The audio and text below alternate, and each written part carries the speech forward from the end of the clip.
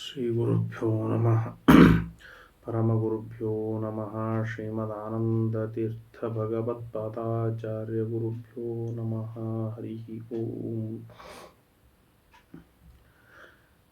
ನಾರಾಯಣಂ ಸುರಗುರುಂ ಜಗದೇಕನಾಥಂ ಭಕ್ತಪ್ರಿಯಂ ಸಕಲಲೋಕನಮಸ್ಕೃತಂ ಚ ತ್ರೈಗುಣ್ಯವರ್ಜಿತಂ ಅಜಂ ವಿಭುಂ ಆದ್ಯಂ ಗೀಶಂ ವಂದೇ ಭವಘ್ನಂ ಅಮರಾಸುರಸಿದ್ಧವಂದ್ಯಂ. ನಾರಾಯಣಾಯ ಪರಿಪೂರ್ಣಗುಣಾರ್ಣವಾಯ ವಿಶ್ವೋದಯಸ್ಥಿತಿಲಯೋನ್ನಿಯತಿಪ್ರದಾಯ ಜ್ಞಾನಪ್ರದಾಯ ವಿಬುಧಾಸುರಸೌಖ್ಯದುಃಖಸತ್ಕಾರಣಾಯ ವಿತತಾಯ ನಮೋ ನಮಸ್ತೆ. ಸರ್ವಮಂಗಲಮಾಂಗಲ್ಯೆ ಶಿವೆ ಸರ್ವಾರ್ಥಸಾಧಿಕೆ ಶರಣ್ಯೆ ತ್ರ್ಯಂಬಕೆ ಗೌರಿ ನಾರಾಯಣಿ ನಮೋಸ್ತುತೆ. ಧರ್ಮ ವಿಜ್ಞಾನ ವೈರಾಗ್ಯ ಪರಮೈಶ್ವರ್ಯಶಾಲಿನಃ ಆನಂದತೀರ್ಥ ಭಗವತ್ಪದಾನ್ ವಂದೇ ನಿರಂತರಂ. ಭವತಿ ಯದನುಭಾವಾದೇಡಮೂಕೋऽಪಿ ವಾಗ್ಮಿ ಜಡಮತಿರಪಿ ಜಂತುರ್ಜಾಯತೆ ಪ್ರಾಜ್ಞಮೌಲಿಃ. ಸಕಲವಚನಚೇತೋ ದೇವತಾ ಭಾರತೀ ಸಾ ಮಮ ವಚಸಿ ನಿಧತ್ತಾಂ ಸನ್ನಿಧಿಂ ಮಾನಸೇ ಚ. ನಮೋऽಸ್ತು ತಾತ್ವಿಕಾ ದೇವಾಃ ವಿಷ್ಣುಭಕ್ತಿಪರಾಯಣಾಃ ಧರ್ಮಮಾರ್ಗೇ ಪ್ರೇರಯन्तु ಜ್ಞಾನಮಾರ್ಗೇ ಪ್ರೇರಯन्तु ಭವಂತಃ ಸರ್ವ ಏವ ಹಿ. ಆನಂದತೀರ್ಥೋಪದಿಷ್ಟೋ ನಿಧಿರ್ನಾರಾಯಣಾಹ್ವಯಃ ಪ್ರದರ್ಶಿತೋ ಯೇನ ಸಮ್ಯಕ್ ಜಯತೀರ್ಥಂ ತಮಾಶ್ರಯೇ. ನೌಮಿನ್ಯಾಯಸುಧಾಧಿಕರ್ಜಯ ಮುನೀನ್ ಶ್ರೀಪಾದರಾಟ್ಸನ್ಮಣೀನ್ ವ್ಯಾಸಾರ್ಯಾನ್ ವಿವಿಧಾಗಮಾಬ್ಧಿವಿಹರಾನ್ ಶ್ರೀವಾದಿರಾಜಾನಪಿ. ವಂದೇ ಹಂಸವರಾನ್ ರಘುತ್ತಮ ಗುರೂನ್ ವೈದಗ್ಧ್ಯವರಾನ್ ನಿಧೀನ್ ಶ್ರೀಸತ್ಯವ್ರತ ರಾಘವೇಂದ್ರ ಮುನಿಪಾನ್ ಸದ್ಬೋಧ ಸಧ್ಯಾನಪಾನ್. ಮೂಕೋऽಪಿ ಯತ್ಪ್ರಸಾದೇನ ಮುಕುಂದ ಶಯನಾಯತೆ ರಾಜರಾಜಾಯತೆ ರಿಕ್ತೋ ರಾಘವೇಂದ್ರಂ ತಮಾಶ್ರಯೇ. ವಿದ್ಯಾಪೀಠವಿಧಾತಾರಂ ವಿದ್ಯಾವಾರಿಧಿಚಂದಿರಂ ವಿದ್ಯಾರ್ಥಿವತ್ಸಲಂ ವಂದೇ ಮಹಾಮಹಿಮಸದ್ಗುರುಂ. ಆಪಾದಮೌಲಿಪರ್ಯಂతం ಗುರುಣಾಮಾಕೃತಿಂ ಸ್ಮರೇತ್ತೇನ ವಿಘ್ನಾಃ ಪ್ರಣಶ್ಯಂತಿ ಸಿದ್ಧ್ಯಂತಿ ಚ ಮನೋರಥಾಃ.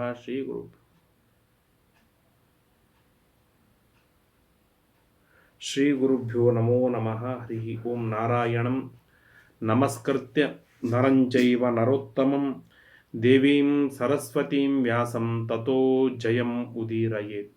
ಮಹತ್ವಾದ್ ಭಾರವತ್ವಾಚ್ಚ ಮಹಾಭಾರತಮುಚ್ಯತೆ ನಿರುಕ್ತಮಸ್ಯ ಯೋ ವೇದ ಸರ್ವಪಾಪೈಃ ಪ್ರಮುಚ್ಯತೆ.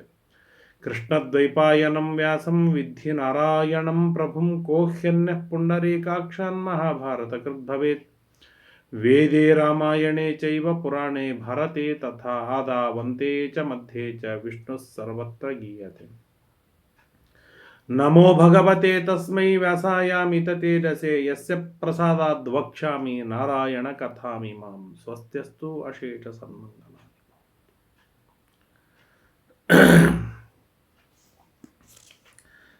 ವೈಶಂಪಾಯನೋ ಉವಾಚ.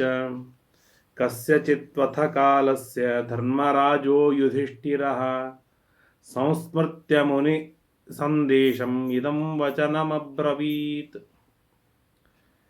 ವೇದವ್ಯಾಸದೇವರ ಅಣತಿಯಂತೆ ದ್ವೈತದಿಂದ ಕಾಮ್ಯಕವನಕ್ಕೆ ಪಾಂಡವರು ಹೊರಟಿದ್ದಾರೆ, ಜೊತೆಗೆ ಬ್ರಾಹ್ಮಣರು ಹೊರಟಿದ್ದಾರೆ.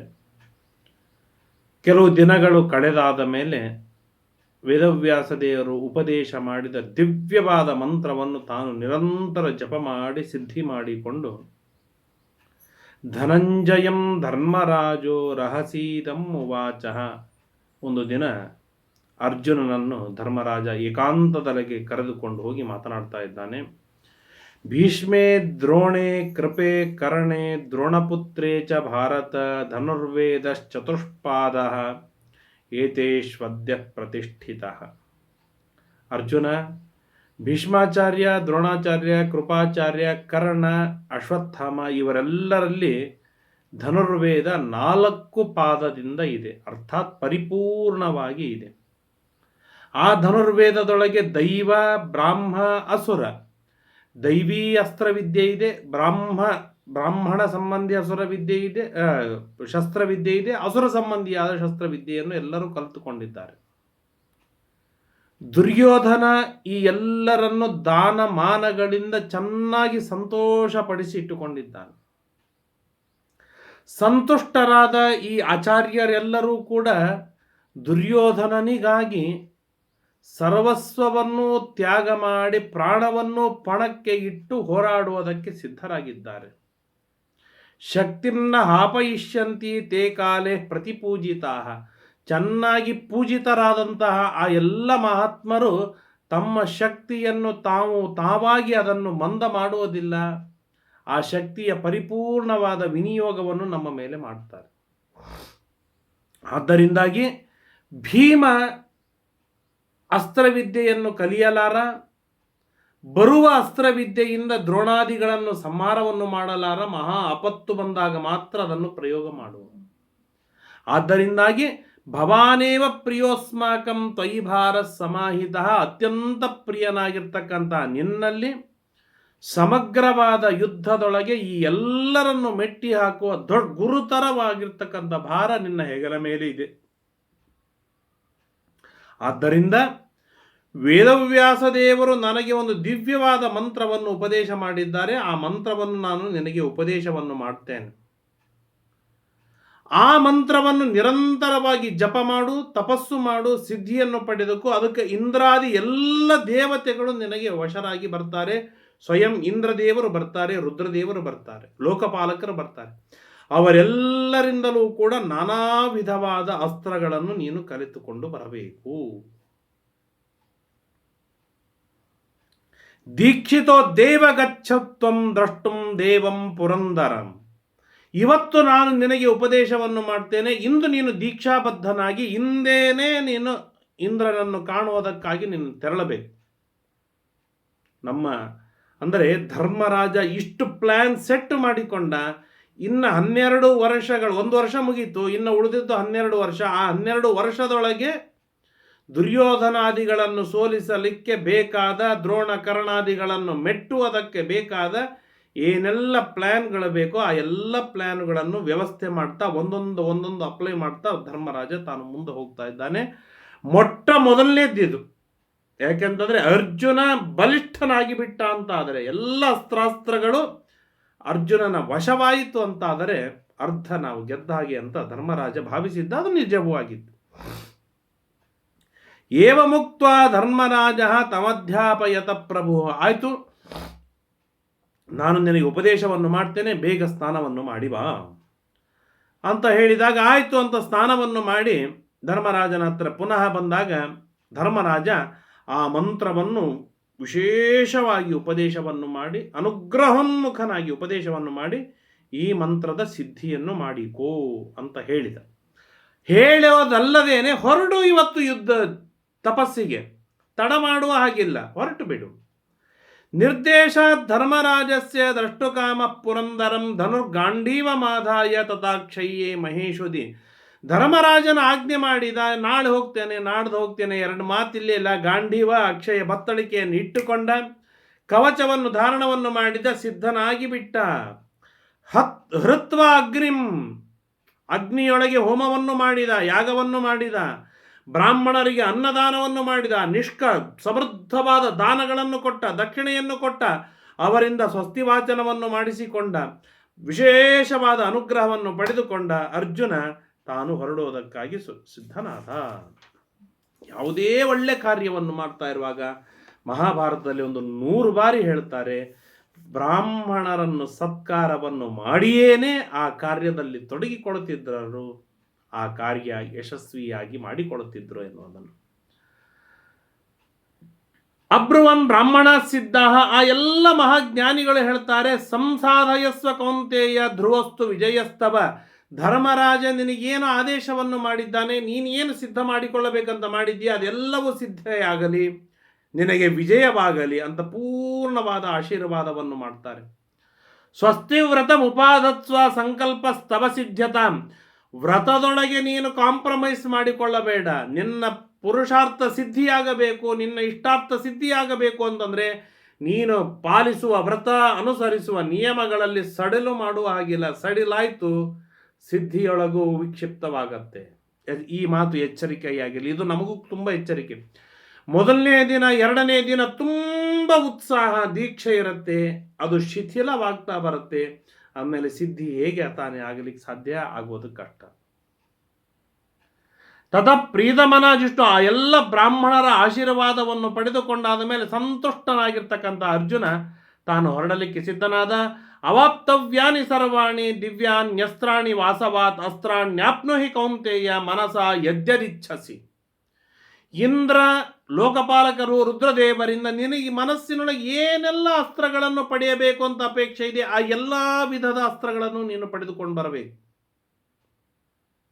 ಅಲ್ಲ, ಆ ಇಂದ್ರಾದಿ ದೇವತೆಗಳು ನನ್ನ ಕಣ್ಣಿಗೆ ಕಾಣ್ತಾರನ, ನನಗೆ ಪ್ರತ್ಯಕ್ಷರಾಗ್ತಾರನ ಅಂತ ಅರ್ಜುನ ಕೇಳಿದರೆ ಧರ್ಮರಾಜ 10 ಶ್ಲೋಕಗಳಲ್ಲಿ ಬಹಳ ದಿವ್ಯವಾಗಿ ಹೇಳ್ತಾರೆ. ದೇವತೆಗಳು ಯಾರಿಗೆ ಕಾಣ್ತಾರೆ, ದೇವತೆಗಳು ಯಾರಿಗೆ ವಿಶೇಷವಾದ ಆಶೀರ್ವಾದ ಅನುಗ್ರಹಗಳನ್ನು ಮಾಡ್ತಾರೆ, ದೇವತೆಗಳ ಅನುಗ್ರಹವನ್ನು ಪಡೆಯಬೇಕಾದ್ರೆ ಏನೆಲ್ಲ ಕ್ವಾಲಿಟೀಸ್ಗಳು ಇರಬೇಕು, ಬಹಳ ಚಂದಾಗಿ ಸುಂದರವಾಗಿ ತಿಳಿಸಿಕೊಡ್ತಾನೆ ಧರ್ಮರಾಜ. ತ್ವಮೇಕ ಪಾಂಡವೇಶ್ವದ್ಯ ಸಂಪ್ರಾಪ್ತೋಸಿ ಧನಂಜಯ. ಆಗ ಆಶೀರ್ವಾದವನ್ನು ಮಾಡುವಾಗ ಅನೇಕರು ಬಹಳ ಸುಂದರವಾದ ಆಶೀರ್ವಾದವನ್ನು ಮಾಡ್ತಾರೆ. ಏನು? ಗಿರೋ ಹ್ಯಶಿಥಿಲ ಸರ್ವಾಹ ನಿರ್ದೋಷ ಸಮಂತಾ ಸತಾಂ ತ್ವಮೇಕ ಪಾಂಡವೇಶ್ವದ್ಯ ಸಂಪ್ರಾಪ್ತೋಸಿ ಧನಂಜಯ. ಅವತ್ತೂ ಕೂಡ ಬೆಟ್ಟ ಅದು ಶಿಥಿಲವಾಗ್ತಿತ್ತೋ ಏನೋ ಗೊತ್ತಿಲ್ಲ. ಅದಕ್ಕಾಗಿ ನೀನು ಹೋಗ್ತಾ ಇರುವ ಬೆಟ್ಟ ಹಿಮಾಚಲ ಪರ್ವತ ಅಶಿಥಿಲವಾಗಲಿ, ಎಂದಿಗೂ ಶಿಥಿಲವಾಗುವುದು ಬೇಡ. ಹೋಗುವ ಹಾದಿ ನಿರ್ದುಷ್ಟವಾಗಿರಲಿ, ಸಜ್ಜನರ ಸಮ್ಮತವಾದ ಮಾರ್ಗವಿರಲಿ, ನೀನು ಎಲ್ಲವನ್ನು ಪಡೆದುಕೊಂಡು ಬಾ ಅಂತ ಹೇಳ್ತಾ ಧರ್ಮರಾಜ ಯಾರಿಗೆ ದೇವತೆಗಳು ಕಾಣ್ತಾರೆ ಅನ್ನೋದನ್ನು ಎಷ್ಟು ಸೊಗಸಾಗಿ ಹೇಳ್ತಾನೆ. ನಚಾಧರ್ಮವಿದಂ ದೇವಾಹ ನಾಸಿದ್ಧಂ ನಾತಪಸ್ವಿನಂ ದ್ರಷ್ಟುಮಿಚ್ಛಂತಿ ಕೌಂತೆಯ ಚಲಚಿತ್ತಂ ಶಠಂ ನಚ. ಯಾರು ದುರಹಂಕಾರಿಯಾಗಿದ್ದಾನೆ, ಯಾರು ಅಧರ್ಮವನ್ನು ತಿಳಿದುಕೊಂಡಿದ್ದಾನೆ, ಸಿದ್ಧ ಪುರುಷನು ಯಾರಲ್ಲ, ತಪಸ್ಸನ್ನು ಯಾರು ಮಾಡುವುದಿಲ್ಲ, ಅವನಿಗೆ ದೇವತೆಗಳು ಸರ್ವಥಾ ಸಿಗುವುದಿಲ್ಲ, ದೇವತೆಗಳ ಅನುಗ್ರಹ ಆಗುವುದಿಲ್ಲ. ಇದು ಎಚ್ಚರವಾಗಿರಲಿ. ಯಾಕೆ? ಮಂತ್ರಗಳ ಸಿದ್ಧಿಯನ್ನೇ ಮಾಡಿಕೊಳ್ಳದಿರುವ ವ್ಯಕ್ತಿಗೆ ಆ ಮಂತ್ರ ಪ್ರತಿಪಾದ್ಯರಾಗಿರ್ತಕ್ಕಂಥ ದೇವತೆಗಳು ಹೇಗೆ ಸಿಕ್ಕಾರು? ಒಂದು, ದೇವತೆಗಳ ಮುಂದೆ ಶಾಠ್ಯ ತೋರಿಸುವವನಿಗೆ ದೇವತೆಗಳು ಹೇಗೆ ಸಿಕ್ಕಾರು? ಎರಡನೆಯದ್ದು, ತಪಸ್ಸು ಮಾಡದವನಿಗೆ ದೇವತೆಗಳು ಹೇಗೆ ಅನುಗ್ರಹ ಮಾಡಿಯಾರು? ಮೂರನೆಯದ್ದು, ಚಲಚಿತ್ತಂ ನಾಲ್ಕನೆಯ ಅಂಶ, ಯಾರು ಚಂಚಲರಾಗಿದ್ದಾರೆ ಅವರಿಗೆ ದೇವತೆಗಳು ಸರ್ವಥಾ ಸಿಗೋದಿಲ್ಲ. ನಿಶ್ಚಲವಾಗಿ ದೇವತಾರಾಧನೆಯನ್ನು ಯಾರು ಮಾಡ್ತಾರೆ ಅವರಿಗೆ ದೇವತೆಗಳು ಒಲಿತಾರೆ. ಚಂಚಲನಾದ ವ್ಯಕ್ತಿಗೆ, ಅದಕ್ಕಾಗಿ ದಾಸರು ಹೇಳ್ತಾರೆ, ಚಂಚಲಿಸದಿರು ಕಂಡೆ ಎನ್ನುವಂಥ ಹಾಡಿನೊಳಗೆ ಬಹಳ ಸುಂದರವಾಗಿ ಹೇಳ್ತಾರೆ, ಮನಸ್ಸು ಚಂಚಲವಾಗಬಾರದು, ನಿಶ್ಚಲವಾದ ಮನಸ್ಸಿನಲ್ಲೇನೆ ನಿನ್ನನ್ನು ಕಾಣಲಿಕ್ಕೆ ಸಾಧ್ಯ ಎಂಬುದಾಗಿ ಪ್ರತಿಪಾದನೆಯನ್ನು ಮಾಡ್ತಾರೆ. ಮುಂದೆ ಹೇಳ್ತಾರೆ, ಇನ್ನೂ ಅನೇಕ ಮಾತುಗಳನ್ನು ಹೇಳ್ತಾರೆ. ರೋರೂಯಮಾಣ ಕಟುಕಂ ಈರ್ಷಕಃ ಕಟುಕಾಕ್ಷರ ಷಟಕಃ ಶ್ಲಾವಕ ಕ್ಷೇಪ್ತ ಹಂತಾಚ ವಿಚಿಕಿತ್ಸತ. ರೋರೂಯಮಾಣ, ಯಾರು ತಾನು ಸ್ವಯಂ ಅಳುತ್ತಾ ಇದ್ದಾನೆ, ಯಾರು ಇನ್ನೊಬ್ಬರನ್ನು ಅಳಿಸುತ್ತಾನೆ, ಅವನಿಗೆ ದೇವತೆಗಳು ಎಂದಿಗೂ ಸಿಗೋದಿಲ್ಲ, ಅನುಗ್ರಹ ಮಾಡುವುದಿಲ್ಲ. ಬಹಳ ಎಚ್ಚರಿಕೆ, ಕೇರ್ಫುಲ್ ಆಗಿ ಕೇಳೋಣ. ಕಟುಕಂ, ಯಾರು ಕಟುಕವಾದ, ಬಾಯಿ ತೆಗೆದರೆ ಸಾಕು ಅತ್ಯಂತ ಕಠೋರವಾದ ಮಾತುಗಳಿವೆ, ಅವನ ನಡೆ, ಹೆಜ್ಜೆ ಇಟ್ಟರೆ ಕಟುಕವಾದ ಹೆಜ್ಜೆ ಇದೆ, ನಡೆ ನುಡಿ ಎರಡೂ ಯಾರದು ಕಟುಕವಾಗಿದೆ, ಅವನಿಗೆ ದೇವತೆಗಳು ಎಂದಿಗೂ ಸಿಗಲಾರರು. ಎರಡನೆಯದು, ಈರ್ಷಕಃ, ಇನ್ನೊಬ್ಬರ ರೂಪ ಲಾವಣ್ಯ ಗುಣ ಸೌಂದರ್ಯ ಹಣ ವೈಭವ ನೋಡಿ, ವಸ್ತ್ರ ಮೊದಲಾದವುಗಳನ್ನು ಗಮನಿಸಿ ಜ್ಞಾನ ಪರ್ಯಂತ ಭಕ್ತಿ ಪರ್ಯಂತಕವಾಗಿ ಆ ವ್ಯಕ್ತಿಯನ್ನು ಯಾರು ಈರ್ಷ್ಯಾ ಮಾಡ್ತಾನೆ ಯಾವ ವಿಷಯದಲ್ಲಿ ಆಗಲಿ, ಅಂಥವನಿಗೆ ದೇವತೆಗಳು ಎಂದಿಗೂ ಸಿಗೋದಿಲ್ಲ. ಈರ್ಷಕನಾದವನಿಗೆ ದೇವತೆಗಳು ಸಿಗೋದಿಲ್ಲ. ಕಟುಕಾಕ್ಷರ, ಬಾಯಿ ತೆಗೆದರೆ ಕೆಟ್ಟ ಮಾತುಗಳು, ಹೊಲಸು ಮಾತುಗಳೇ ಯಾರ ಬಾಯಿಯಲ್ಲಿ ಬರುತ್ತೆ ಅವನಿಗೆ ದೇವತೆಗಳು ಅನುಗ್ರಹವಾಗುವುದಿಲ್ಲ. ಷಟಕಃ, ಅಹಂಕಾರಿಗೆ. ಶ್ಲಾಘಕಃ, ತನ್ನನ್ನು ತಾನು ಯಾವಾಗಲೂ ಹೊಗಳಿಕೊಳ್ಳುವ, ತನ್ನಲ್ಲಿ ಇರುವುದನ್ನು ಯೋಗ್ಯರ ಮುಂದೆ ಹೇಳಲೇಬೇಕು, ಹೇಳಲಿಕ್ಕೆ ಬೇಕು. ಯಾಕಂದ್ರೆ ತನ್ನಲ್ಲಿ ಏನಿದೆ ಅದು ಇನ್ನೊಬ್ಬರಿಗೆ ಗೊತ್ತಾಗಬೇಕು. ಅದು ತಪ್ಪಲ್ಲ. ಈಗ ಇವತ್ತು ಅನೇಕ ಜನರು ಭಾವಿಸಿದ್ದಾರೆ, ತಾನೇನು ವ್ರತ ನಿಯಮಗಳನ್ನು ಮಾಡಿದ್ದಾನೆ ಅಷ್ಟನ್ನು ನಾನು ಹೇಳಿದರೆ ಅದು ಹೇಳಲೂಬಾರದು, ಅದೊಂದು ದೊಡ್ಡ ತಪ್ಪು, ಅಹಂಕಾರ ಎಂಬುದಾಗಿ ಭಾವಿಸಿದ್ದಾರೆ. ಅದೆಲ್ಲ ಅಲ್ಲ. ಅದನ್ನು ಬಹಳ ಜಂಬ ಕೊಚ್ಚಿಕೊಂಡು ಹೇಳುವುದೇನಿದೆ ಅದು ತಪ್ಪು. ಅದಕ್ಕೆ ಶ್ಲಾಘಕ, ತನ್ನನ್ನು ತಾನು ಹೊಗಳಿಕೊಳ್ಳುವವನು ಅಂತಾನೆ. ಅಂಥವನಿಗೆ ದೇವತೆಗಳು ಎಂದಿಗೂ ಒಲಿಯೋದಿಲ್ಲ.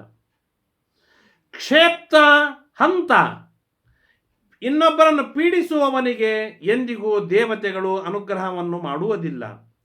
ವಿಶ್ವಸ್ಯ ಹಂತ, ಜಗತ್ತನ್ನು ಪೀಡಿಸುವವ, ಮಾಯಾವಿ, ಮೋಸ ಮಾಡುವವ, ಕ್ರೋಧನ, ಸಿಟ್ಟು ಮಾಡಿಕೊಳ್ಳುವವನಿಗೆ, ಅನೃತ ಭಾಷಿತ, ಬಾಯಿ ತೆಗೆದು ಸುಳ್ಳು ಮಾತನಾಡುವವನಿಗೆ, ಅತ್ಯಶಿತ, ಅತ್ಯಾಶಿ, ಕಂಡದ್ದನ್ನು ತಿನ್ನುವವನಿಗೆ, ನಾಸ್ತಿಕ, ದೇವತೆಗಳನ್ನು ಧರ್ಮವನ್ನು ಒಪ್ಪದೇ ಇರುವ ನಾಸ್ತಿಕನಿಗೆ, ಅದಾತ, ತತ್ವಜ್ಞಾನವನ್ನಾಗಲಿ ಹಣವನ್ನಾಗಲಿ ಕೈ ಎತ್ತಿ ಔದಾರ್ಯದಿಂದ ದಾನ ಮಾಡದಿರುವವನು, ಮಿತ್ರ ಧೃಕ್, ಗೆಳೆಯನಿಗೆ ಮೋಸ ಮಾಡಿದವನಿಗೆ, ಸರ್ವಶಂಕಿತ, ಪ್ರತಿಯೊಂದರಲ್ಲಿ ಸಂಶಯ ಪಡುವವನಿಗೆ. ಅತಿ ಘೋರವಾದ್ದು. ಒಂದೊಂದರ ವಿವರಣೆ ಬಹಳಷ್ಟಿದೆ, ನಾವು ಮುಂದೆ ಹೋಗಬೇಕು, ಆದ್ದರಿಂದಾಗಿ ಸ್ವಲ್ಪ ವೇಗದಿಂದ ಹೋಗ್ತಾ ಇದ್ದೇನೆ. ಸರ್ವಶಂಕಿತ, ಯಾರು ಎಲ್ಲದರೊಳಗೆ ಶಂಕ ಪಡ್ತಾನೆ. ಆಕ್ರೋಷ್ಟ, ಮಾತು ಮಾತಿಗೆ ಆಕ್ರೋಶ ಮಾಡಿಕೊಳ್ಳುವವನು ಯಾವನಿದ್ದಾನೆ. ಅತಿಮಾನಿ, ಅತ್ಯಂತ ದುರಭಿಮಾನಿಯಾದ ಯಾವ ವ್ಯಕ್ತಿ ಇದ್ದಾನೆ. ರೌದ್ರ, ನೋಡುವುದಕ್ಕೆ ಅತ್ಯಂತ ಕ್ರುದ್ಧನಾದ ಯಾರ ವ್ಯಕ್ತಿ ಇದ್ದಾನೆ. ಲುಬ್ಧ, ಆಸೆ ಬುರುಕನಿಗೆ ಎಂದಿಗೂ ಕೂಡ ದೇವತೆಗಳು ಸಿಗುವುದಿಲ್ಲ, ದೇವತೆಗಳು ಕಾಣುವುದಿಲ್ಲ, ದೇವತೆಗಳ ಅನುಗ್ರಹ ಅಂತೂ ಆಗುವುದೇ ಇಲ್ಲ. ಧರ್ಮರಾಜ ಹೇಳುವ ಮಾತು. ಸ್ಥೇನಃ, ಯಾರು ಕಳ್ಳರಿದ್ದಾರೆ. ಮದ್ಯಪ, ಹೆಂಡವನ್ನು ಕುಡಿಯುವವರು ಯಾರಿದ್ದಾರೆ. ಭ್ರೂಣ ಹತ್ಯೆಯನ್ನು ಯಾರು ಮಾಡ್ತಾರೆ. ಗುರುತಲ್ಪ ಗರು ಯಾರಾಗಿದ್ದಾರೆ. ಇಂತಹ ವ್ಯಕ್ತಿಗೆ ದೇವತೆಗಳು ಅಷ್ಟೇ ಅಲ್ಲ, ನೃಶಂಸಃ, ಇನ್ನೊಬ್ಬರನ್ನು ಪೀಡೆ ಕೊಡುವ ವ್ಯಕ್ತಿಗೆ ಎಂದಿಗೂ ಕೂಡ ದೇವತೆಗಳು ಒಲಿಯುವುದಿಲ್ಲ, ದೇವತಾ ಲೋಕಗಳೂ ಸಿಗುವುದಿಲ್ಲ. ಧರ್ಮರಾಜ ಹೇಳುವ ಮಾತು ಅರ್ಜುನನಿಗೆ. ನೈತೆ ಲೋಕಾನ್ ಆಪ್ನುವಂತಿ ನಿರ್ಲೋಕಾಸ್ತೆ ಧನಂಜಯ, ಅವರಿಗೆ ದೇವತಾ ಲೋಕಗಳೇ ಇರುವುದಿಲ್ಲ, ದೇವತೆಗಳ ಅನುಗ್ರಹ ಆಗುವುದಂತೂ ದೂರದ ಮಾತು. ಹಾಗಾದರೆ ಯಾರಿಗೆ ದೇವತೆಗಳ ಅನುಗ್ರಹವಾದೀತು, ಯಾರಿಗೆ ದೇವತೆಗಳು ಪ್ರತ್ಯಕ್ಷವಾಗಿ ಕಂಡಾರೋ. ಆನೃಶಂಸ್ಯಂ, ಹಿಂಸೆ ಮಾಡದಿರುವವನಿಗೆ. ಅನುಕ್ರೋಶ, ಎಲ್ಲರ ಮೇಲೆ ಪ್ರೀತಿಯನ್ನು ಮಾಡುವವನಿಗೆ. ಸತ್ಯವಾದ ಮಾತನಾಡುವವನಿಗೆ. ಕರುಣವೇದಿತ, ಕಾರುಣ್ಯ ಮಾಡುವವನಿಗೆ. ದಮ, ಇಂದ್ರಿಯ ನಿಗ್ರಹ ಯಾರಲ್ಲಿದೆ. ಸ್ಥೈರ್ಯ ಯಾರಲ್ಲಿದೆ, ಧೈರ್ಯ ಯಾರಲ್ಲಿದೆ, ಧರ್ಮವನ್ನು ಯಾರು ಮಾಡ್ತಾ ಇದ್ದಾರೆ, ಅದ್ಭುತವಾದ ಕ್ಷಮಾಗುಣ ಉಳ್ಳವನೇ ಅವನಾಗಿದ್ದಾನೆ. ಅಂತಹ ಮಹಾತ್ಮನಿಗೆ ದೇವತೆಗಳು ಕಾಣಲೇಬೇಕು, ಕಂಡೇ ಕಾಣುತ್ತಾರೆ, ದಿವ್ಯವಾದ ಅನುಗ್ರಹವನ್ನು ಮಾಡ್ತಾರೆ. ಇದರಲ್ಲಿ ಎರಡು ಮಾತು ಇಲ್ಲ. ದಯಾ, ಅದ್ಭುತವಾದ ದಯೆಯನ್ನು ರೂಢಿಸಿಕೊಂಡವ. ಶಮ, ದೇವರಲ್ಲಿ ಮನಸ್ಸಿಟ್ಟವ, ಧರ್ಮವನ್ನು ಮಾಡುವವ, ಗುರುಗಳನ್ನು ಚೆನ್ನಾಗಿ ಆರಾಧನೆಯನ್ನು ಮಾಡುವ. ಕಾಯಿಕವಾಗಿ ಗುರುಗಳ ಸೇವೆ, ಮಾನಸಿಕವಾಗಿ ಗುರುಗಳ ಧ್ಯಾನ, ವಾಚನಿಕವಾಗಿ ಗುರುಗಳನ್ನು ಕೊಂಡಾಡುವುದು. ಹೀಗೆ ದೇಹ, ಇಂದ್ರಿಯ, ಮನಸ್ಸು ಇವುಗಳಿಂದ ನಿರಂತರವಾಗಿ ಯಾರು ಗುರುಗಳ ಆರಾಧನೆಯನ್ನು ಮಾಡ್ತಾರೆ, ಗುರುಗಳ ಅನುಗ್ರಹಕ್ಕೆ ಯಾರು ಪಾತ್ರನಾಗಿದ್ದಾನೆ, ಅಂಥವನಿಗೆ ದೇವತೆಗಳು ದಿವ್ಯವಾದ ದರ್ಶನವನ್ನು ಕೊಡ್ತಾರೆ, ಮಹದ ಅನುಗ್ರಹವನ್ನು ಮಾಡ್ತಾರೆ. ಮೈತ್ರತಾ, ಎಲ್ಲರ ಮೇಲೆ ಮೈತ್ರಿಯನ್ನು ಮಾಡುವವನಿಗೆ. ದ್ವಿಜ ಭಕ್ತಿಶ್ಚ, ಬ್ರಾಹ್ಮಣರಲ್ಲಿ ಯಾರು ವಿಶಿಷ್ಟವಾದ ಭಕ್ತಿಯನ್ನು ಮಾಡ್ತಾನೆ, ಬ್ರಾಹ್ಮಣರ ಸಹವಾಸದೊಳಗೆ ಯಾರಿರ್ತಾನೆ, ಅಂಥವನಿಗೆ ಅತ್ಯಂತ ಶೀಘ್ರದೊಳಗೆ ದೇವತೆಗಳು ಬರ್ತಾರೆ, ಕಾಣಿಸ್ತಾರೆ, ಅನುಗ್ರಹವನ್ನು ಮಾಡ್ತಾರೆ. ಈ ಎಲ್ಲ ಗುಣಗಳು ಅರ್ಜುನ ನಿನ್ನಲ್ಲಿವೆ. ದೇವತೆಗಳು ಕಾಣದಿರುವುದಕ್ಕೆ, ಅನುಗ್ರಹ ಮಾಡದಿರುವುದಕ್ಕೆ ಕಾರಣವಾದ ಯಾವ ದೋಷಗಳು ನಿನ್ನಲ್ಲಿ ಇಲ್ಲ. ಆದ್ದರಿಂದಾಗಿ ನೀನು ಅತ್ಯಂತ ಯೋಗ್ಯನಾಗಿದ್ದೀಯಾ, ದೇವತೆಗಳ ದರ್ಶನವನ್ನು ಪಡೆಯೋದಕ್ಕೆ ಸಮರ್ಥನಾಗಿದ್ದೀಯಾ, ನೀನು ಹೊರಡು. ಎಷ್ಟು ಸುಂದರವಾದ ಮಾತುಗಳನ್ನು ಹೇಳ್ತಾ ನಮಗೊಂದು ದಿವ್ಯವಾದ ಮಾರ್ಗದರ್ಶನವನ್ನು ಮಾಡ್ತಾರೆ. ನಾನು ನಿನ್ನೆ ಒಂದೆಲ್ಲೋ ಓದ್ತಾ ಇದ್ದೆ, ನಾನು ನಿರಂತರ ದೇವರ ಆರಾಧನೆ ಮಾಡ್ತೇನೆ ಅಂದ್ರೆ ನಾನು ದೇವರಿಗೆ ಹತ್ತಿರದವನು ಎಂದು ಅರ್ಥವಲ್ಲ. ನನ್ನ ಮನಸ್ಸಿನೊಳಗೆ ದೇವರಿದ್ದರೆ ನಾನು ದೇವರ ಅತ್ಯಂತ ಹತ್ತಿರದವನು. ನನ್ನ ಮನಸ್ಸಿನಲ್ಲಿ ಈ ಎಲ್ಲ ಗುಣಗಳು ಇದ್ದರೆ ನಾನು ದೇವರಿಗೆ ಅತ್ಯಂತ ಸನಿಹದವ. ಇಲ್ಲದೇ ಇದ್ದರೆ ದೇವರಿಗೆ ಸನಿಹನಾದ ವ್ಯಕ್ತಿಯಲ್ಲ ಅವನು, ದೇವರ ಅನುಗ್ರಹಕ್ಕೆ ಪಾತ್ರನಾಗುವಂಥ ವ್ಯಕ್ತಿ ಅಲ್ಲ ಅವನು. ಇದು ಮಹಾಭಾರತದ ಸ್ಟೇಟ್ಮೆಂಟ್, ಗಟ್ಟಿಯಾದ ಅಜೆಂಡಾ. ಅಂದರೆ ಆಸ್ತಿಕನಾಗಿರಬೇಕು, ಗುಣವಂತನಾಗಿರಬೇಕು, ಗುರುಗಳಲ್ಲಿ ನಿತರಾಂ ಭಕ್ತಿಯನ್ನು ಮಾಡುವವನಾಗಿರಬೇಕು. ಅಂಥವನಿಗೆ ದೇವತೆಗಳು ದಿವ್ಯವಾದ ಅನುಗ್ರಹವನ್ನು ಮಾಡ್ತಾರೆ. ಅದರ ಜೊತೆಗೆ ಇನ್ನ 3 ಅಂಶಗಳು: ತಪಸ್ಸು ಮಾಡಬೇಕು, ನಿಶ್ಚಲವಾಗಿ ಇರಬೇಕು, ಸಿದ್ಧ ಪುರುಷನಾಗಿರಬೇಕು, ಧರ್ಮ ಮಾರ್ಗದೊಳಗೆ ಇರಬೇಕು.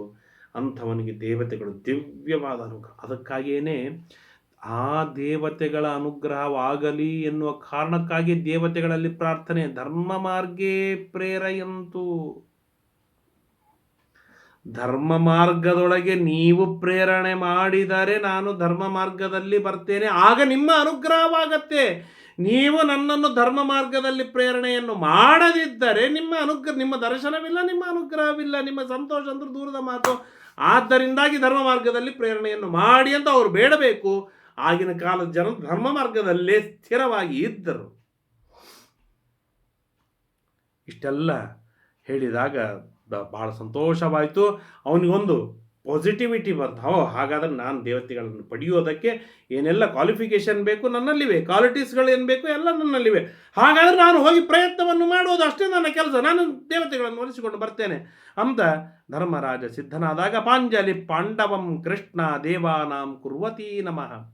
ಆಗ ಕೃಷ್ಣ ದ್ರೌಪದಿ ಬಂದು ಅರ್ಜುನನಿಗೆ ಕೈ ಮುಗಿದು ದೇವತೆಗಳನ್ನು ನಮಸ್ಕಾರವನ್ನು ಮಾಡ್ತಾ ಪ್ರಾರ್ಥನೆಯನ್ನು ಮಾಡ್ತಾಳೆ. ಹೇಗೆ ಪ್ರಾರ್ಥನೆ ಇತ್ತು ಅವಳದು ಅಂತಂದರೆ ಎಷ್ಟು ಸುಂದರವಾಗಿ ಹೇಳ್ತಾರೆ. ವಾಗ್ಭಿ ಪರಮಶುದ್ಧಾಭಿ ಮಂಗಲಾಭಿರಭಾಷತ. ಪರಮಶುದ್ಧತಮವಾದ ಮಾತುಗಳಿಂದ, ಪರಿಪೂರ್ಣ ಮಂಗಲ ಭೂಯಿಷ್ಠವಾದ ಮಾತುಗಳಿಂದ ಚೆನ್ನಾಗಿ ಹಾರೈಸ್ತಾಳೆ. ದೇವತೆಗಳನ್ನು ಕುರಿತು ಪ್ರಾರ್ಥನೆಯನ್ನು ಮಾಡ್ತಾಳೆ. ನಮೋ ಧಾತ್ರೆ ವಿಧಾತ್ರೆ ಚ ಸ್ವಸ್ತಿ ಗಚ್ಚ ವನಾದ್ವನಂ. ಹೇ ಧಾತ ಭಗವನ್ ವಿಧಾತ ಬ್ರಹ್ಮ, ನಿಮಗೆ ನಮಸ್ಕಾರ. ನನ್ನ ಯಜಮಾನ ವನದಿಂದ ವನಗಳಿಗೆ ಹೋಗ್ತಾ ಇರುವಾಗ ಸ್ವಸ್ತಿ ಮಂಗಳಮಯವಾಗಿ ಅವನು ತೆರಳಲಿ. ಧರ್ಮಸ್ತ್ವಾಂ ಜುಷತಾಂ ಪಾರ್ಥ ಭಾಸ್ಕರಶ್ಚ ವಿಭಾವಸು. ಸೂರ್ಯ, ಬ್ರಹ್ಮ, ಬ್ರಾಹ್ಮಣರು ನಿನ್ನಿಂದ ಧರ್ಮವನ್ನು ಮಾಡಿಸಲಿ, ನಿನ್ನನ್ನು ಅನುಗ್ರಹಿಸಲಿ, ನಿನ್ನನ್ನು ರಕ್ಷಣೆಯನ್ನು ಮಾಡಲಿ. ಅಂದರೆ ಧರ್ಮವಿಲ್ಲದೆ ಅವರ ರಕ್ಷಣೆ ಇಲ್ಲ. ಅವರ ರಕ್ಷಣೆ ಬೇಕಾಗಿತ್ತು ಅಂದರೆ ಧರ್ಮ ಮಾಡಲೇಬೇಕು, ಧರ್ಮ ಮಾರ್ಗದಲ್ಲಿ ಇರಲೇಬೇಕು. ಜ್ಯೇಷ್ಠಾಪಚಾಯಿ ಜ್ಯೇಷ್ಠಸ್ಯ ಭ್ರಾತೃರ್ವಚನಮಾಸ್ತಿದಃ ಪ್ರಪದ್ಯೇತ ವಸೂನ್ ರುದ್ರಾನಾದಿತ್ಯಾನ್ ಸ ಮರುದ್ಗಣಾನ್. ಧರ್ಮರಾಜನ ಅಣತಿಯನ್ನು ಹೊತ್ತುಕೊಂಡು ಹೊರಟಂತಹ ಅರ್ಜುನನಿಗೆ ದೇವತೆಗಳು, ಸಾಧ್ಯರು, ರುದ್ರರು, ವಸುಗಳು, ಆದಿತ್ಯರು, ರುದ್ರದೇವರು ಎಲ್ಲರೂ ಶೀಘ್ರದೊಳಗೆ ಒಲಿಯಲಿ, ಅನುಗ್ರಹವನ್ನು ಮಾಡಲಿ, ಅವನ ಎಲ್ಲ ಇಷ್ಟಾರ್ಥಗಳನ್ನು ಈಡೇರಿಸಲಿ. ಇದಮ್ಮೆ ಪರಮಂ ದುಃಖಂ. ಈ ದುರ್ಯೋಧನಾದಿಗಳಿಂದ ನನಗೆ ಬಂದದ್ದು ಏನಿದೆಯಲ್ಲ ಮಹಾ ದುಃಖ. ಆ ದುಃಖವನ್ನು ಊಹೆ ಮಾಡಲಿಕ್ಕೆ ಸಾಧ್ಯವಿಲ್ಲ. ಆ ದುಃಖಕ್ಕೆ ಶಾಂತಿ ಸಿಗಬೇಕಾದರೆ ದುರ್ಯೋಧನಾದಿಗಳು, ದ್ರೋಣ, ಕರ್ಣಾದಿಗಳು ಸಾಯಲೇಬೇಕು. ಅವರು ಸಾಯಬೇಕು ಅಂತಂದರೆ ಅರ್ಜುನನಿಗೆ ದಿವ್ಯವಾದ ಅನುಗ್ರಹವಾಗಬೇಕು. ಅರ್ಜುನ, ಆದ್ದರಿಂದ ನಾನು ನಿನ್ನನ್ನು ಬಿಟ್ಟು ಕಳಿಸ್ತೇನೆ, ಅವಶ್ಯವಾಗಿ ಹೋಗು. ನನಗೆ ಅನೇಕ ಬ್ರಾಹ್ಮಣರು ಮಾತನಾಡುವ, ಸ್ತೋತ್ರವನ್ನು ಮಾಡುವ ಮಾತುಗಳು ಏನು ಅಂತಂದರೆ, ಶತಶೃಂಗ ಪರ್ವತದಲ್ಲಿ ನೀನು ಇರುವಾಗ, ನೀನು ಯಾವಾಗ ಹುಟ್ಟಿದೆಯೋ ಹಾಗೆ ನಿನ್ನ ತಂದೆ ಇಂದ್ರದೇವರು, ಕುಂತಿ ನಿನ್ನ ತಾಯಿಗೆ ವಿಶೇಷವಾದ ಆಶೀರ್ವಾದವನ್ನು ಮಾಡಿ ಎಲ್ಲ ದೇವತೆಗಳು ಒಲಿತಾರೆ ಅಂತ ಹೇಳಿದ್ರಂತೆ. ಅಂದಮೇಲೆ ಒಲಿಸಿಕೊಂಡು ಬಾರಪ್ಪ ನೀನು. ವಸುದೇವ ಸ್ವಸಾದೇವಿ ತ್ವಮಾರ್ಯ ಪುನರಾಗತಂ. ವಸುದೇವನ ತಂಗಿ ಕುಂತಿ. ಆ ಕುಂತಿ ನಿನ್ನನ್ನು ಮತ್ತೆ ಸಿದ್ಧ ಪುರುಷನಾಗಿ ಬಂದ ನಿನ್ನನ್ನು ಅವಳು ಕಾಣಬೇಕು. ಅವಳು ಎಷ್ಟಿದೆ ನೋಡಿ. ಅಂದರೆ ಇದರೊಳಗೆ ಎಲ್ಲ ಎಷ್ಟಿದೆ ಅಂತಂದರೆ, ನೀನು ಸಿದ್ಧ ಪುರುಷನಾಗಬೇಕು, ಒಂದು, ನೀನು ತಿರುಗಿ ಬರಬೇಕು, ಎರಡನೇದ್ದು ನೀನು ಬರುವವರೆಗೂ ಕುಂತಿ ಇರಬೇಕು, ಮೂರನೇದ್ದು ಅವಳು ಕಾಣಬೇಕು, ನಾಲ್ಕನೇದ್ದು ಅವಳು ಕಾಣಬೇಕು ಅಂತಂದ್ರೆ ದುರ್ಯೋಧನಾದಿಗಳೆಲ್ಲರೂ ಸಾಯಬೇಕು. ಅಂದರೆ ಒಂದು ವಾಕ್ಯದೊಳಗೆ ಎಲ್ಲವನ್ನು ಸಂಗ್ರಹವನ್ನು ಮಾಡಿ ಹೇಗೆ ಪ್ರಾರ್ಥನೆಯನ್ನು ಮಾಡಬೇಕು, ಹೇಗೆ ಆಶೀರ್ವಾದವನ್ನು ಮಾಡಬೇಕು ಎನ್ನುವ ಕಲೆಯೂ ಕೂಡ ಈ ಮಹಾಭಾರತ ನಮಗೆ ಚೆಂದಾಗಿ ತಿಳಿಸಿಕೊಡುತ್ತೆ. ನೂನಂತೆ ಭ್ರಾತರ ಸರ್ವೇ ತತ್ಕಥಾಭಿ ಪ್ರಜಾಗರೇ. ಆಗ ಸಾಕಷ್ಟು ಮಾತುಗಳನ್ನು ಹೇಳ್ತಾಳೆ. ಹ್ರೀ ಶ್ರೀ ಕ್ರೀ ಕೀರ್ತಿ ಧೃತಿ ಪುಷ್ಟಿ ಉಮಾ ಲಕ್ಷ್ಮಿ ಸರಸ್ವತಿ ಇಮಾ ವೈ ತವ ವಂಶಸ್ಯ ಪಾಲಯಂತು ಧನಂಜಯ. ಹ್ರೀ ಶ್ರೀ ಕೀರ್ತಿ ಧೃತಿ ಇವೆಲ್ಲ ದುರ್ಗಾದೇವಿಯ ನಾಮಗಳು. ಆ ದುರ್ಗಾದೇವಿ ನಿರಂತರವಾಗಿ ನಿನ್ನನ್ನು ರಕ್ಷಣೆಯನ್ನು ಮಾಡಲಿ, ಅವಶ್ಯವಾಗಿ ಹೊರಟು ಬಾ. ಏವ ಮುಕ್ತ ಅಶಿಷ ಕೃಷ್ಣ ವಿರರಾಮ ಯಶಸ್ವಿನಿ ತತಃ ಪ್ರದಕ್ಷಿಣಂ ಕೃತ್ವ. ಆಗ ದ್ರೌಪದಿಯನ್ನು ಬಲಭಾಗ ಮಾಡಿಕೊಂಡು ಭೀಮ, ಧರ್ಮರಾಜ, ಅರ್ಜುನ, ನಕುಲ ಸಹದೇವರಿಗೆ ಪ್ರದಕ್ಷಿಣೆಯನ್ನು ಹಾಕಿ, ಬ್ರಾಹ್ಮಣರಿಗೆ 3 ಪ್ರದಕ್ಷಿಣೆಗಳನ್ನು ಹಾಕಿ ಅವರಿಂದ ಅನುಗ್ರಹವನ್ನು ಪಡೆದುಕೊಂಡು ಶನೈರಿವ ದಿಶಂವೀರ ಉದೀಚೀಂ ಭರತರ್ಷಭ ಉತ್ತರ ದಿಕ್ಕಿಗೆ ಹೊರಟೇ ಬಿಟ್ಟು. ದಿವ್ಯಂ ಹೈಮವತಂ ಪುಣ್ಯಂ ದೇವಜಷ್ಟಂ ಪುರಂತಪ.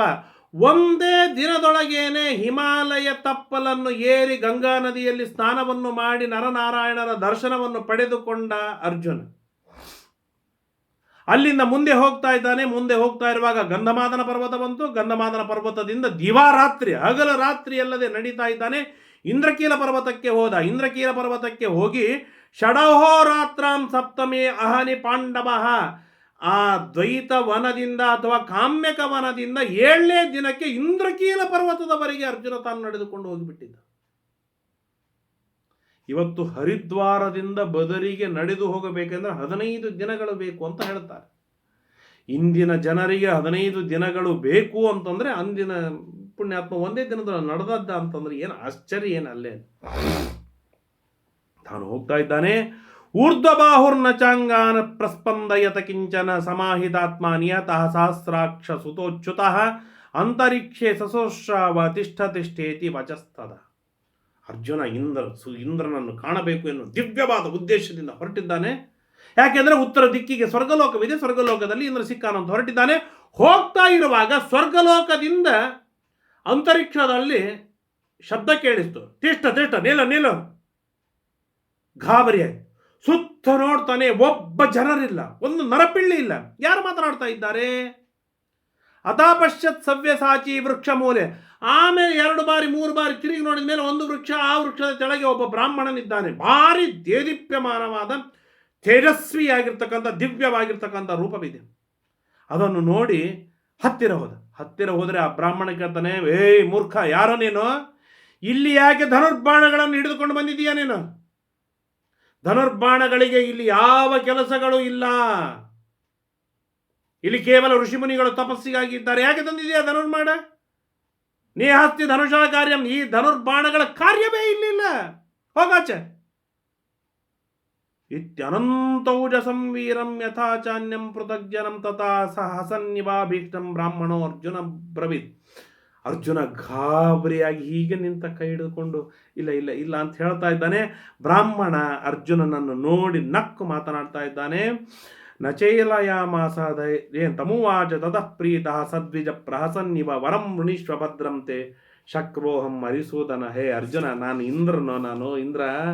ಏನು ವರ ಕೇಳಿ, ಏನು ಬೇಕು ಕೇಳಿ, ವರ ನಾನು ಕೊಡ್ತೇನೆ. ಅರ್ಜುನನಿಗೆ ಗಾಬರಿ ಆಯ್ತು. ಇಷ್ಟು ಬೇಗನೆ ಇಂದ್ರದೇವರು ಪ್ರತ್ಯಕ್ಷರಾಗಿ ಬಿಟ್ರ, ದರ್ಶನವನ್ನು ಕೊಟ್ಟೇ ಬಿಟ್ರ. ಹಾಗಾದ್ರೆ ಹೇಳ್ತಾನೆ, ಹೇ ಇಂದ್ರ, ನಿನ್ನಲ್ಲಿ ಇರುವ ನಿನ್ನ ಅಧೀನರಾದ ದೇವತೆಗಳಲ್ಲಿ ಇರುವ ಏನೆಲ್ಲ ಅಸ್ತ್ರವಿದ್ಯೆ ಇದೆ ಆ ಎಲ್ಲ ಅಸ್ತ್ರವಿದ್ಯೆಗಳನ್ನು ನನಗೆ ಧಾರೆ ಎರೆದು ಉಪದೇಶವನ್ನು ಮಾಡು ಅಂತ ಅರ್ಜುನ ಬೇಡಿದ. ಆಗ ಇಂದ್ರ ಹೇಳ್ತಾನೆ, ಮೂರ್ಖ, ಇಲ್ಲಿ ಮನುಷ್ಯ ಲೋಕವನ್ನು ಮೀರಿದ ಲೋಕದೊಳಗೆ ನೀನು ಬಂದೀಯ. ಇಲ್ಲಿಗೆ ಬಂದು ನೀನು ದಿವ್ಯವಾದ ಲೋಕಗಳನ್ನು ಕೇಳೋ. ಸ್ವರ್ಗ, ಅಂತರಿಕ್ಷ, ಭುವ, ಸ್ವ, ಮಾ, ಜನ, ತಪ, ಸತ್ಯಂ, ಯಾವ ಲೋಕಗಳನ್ನು ಕೇಳ್ತೀಯೋ ಕೇಳೋ, ನಾನು ಕೊಡ್ತೇನೆ. ಅದೆಲ್ಲ ಬಿಟ್ಟು ಅಸ್ತ್ರಗಳನ್ನು ಏನು ಕೇಳ್ತಾ ಇದ್ದೀಯಾ ಹುಚ್ಚ ಅಂತ ಹೇಳಿದರೆ ಅರ್ಜುನ ಹೇಳ್ತಾನೆ, ನ ಲೋಭ, ನನಗೆ ಆಸೆ ಹಚ್ಚಬೇಡ. ನನಗೆ ದೇವತ್ವವನ್ನು ಕೊಡ್ತೇನೆ ಅಂತ ಹೇಳಬೇಡ. ನಾನು ಸ್ವರ್ಗ ಸುಖ ಕೊಡ್ತೇನೆ ಅಂತ ಹೇಳಬೇಡ.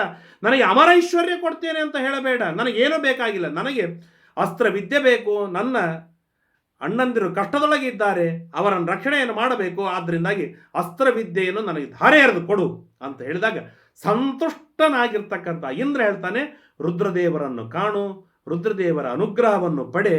ಆ ರುದ್ರದೇವರ ಅನುಗ್ರಹವಾದ ಮೇಲೆ ಅವರಿಂದ ಅಸ್ತ್ರವನ್ನು ಪಡೆ, ಅದಾದಮೇಲೆ ನಾನು ಬಂದು ಎಲ್ಲ ಅಸ್ತ್ರಗಳನ್ನು ಕೊಡ್ತೇನೆ ಎಂಬುದಾಗಿ ತಿಳಿಸ್ತಾ ಇಲ್ಲಿಗೆ ಅರ್ಜುನ ಅಭಿಗಮನ ಪರ್ವ ಎನ್ನುವಂಥ ಒಂದು ಪರ್ವವನ್ನು ಇಲ್ಲಿಗೆ ಮುಕ್ತಾಯವನ್ನು ಮಾಡ್ತಾರೆ. ಮುಂದೆ ಕೈರಾತಕ ಪರ್ವ, ದಿವ್ಯವಾಗಿರ್ತಕ್ಕಂಥ ಪರ್ವ, ರುದ್ರದೇವರನ್ನು ಕುರಿತು ತಪಸ್ಸಿನೊಳಗೆ, ಭಾರಿ ಕಠೋರವಾದ ತಪಸ್ಸಿನೊಳಗೆ ಅರ್ಜುನ ತಾನು ಅಭಿರಕ್ತನಾಗ್ತಾನೆ. ಅದನ್ನೆಲ್ಲವನ್ನು ಕೂಡ ಪುನಃ ನಾಳೆಯ ದಿನ ಕೇಳುವ ತಿಳಿಯುವ ಪ್ರಯತ್ನವನ್ನು ಮಾಡೋಣ ಎಂಬುದಾಗಿ ತಿಳಿಸ್ತಾ ಇವತ್ತಿನ 4 ಮಾತುಗಳನ್ನು ಮುಕ್ತಾಯ ಮಾಡ್ತೇನೆ. ಶ್ರೀಕೃಷ್ಣ ಅರ್ಪಣ.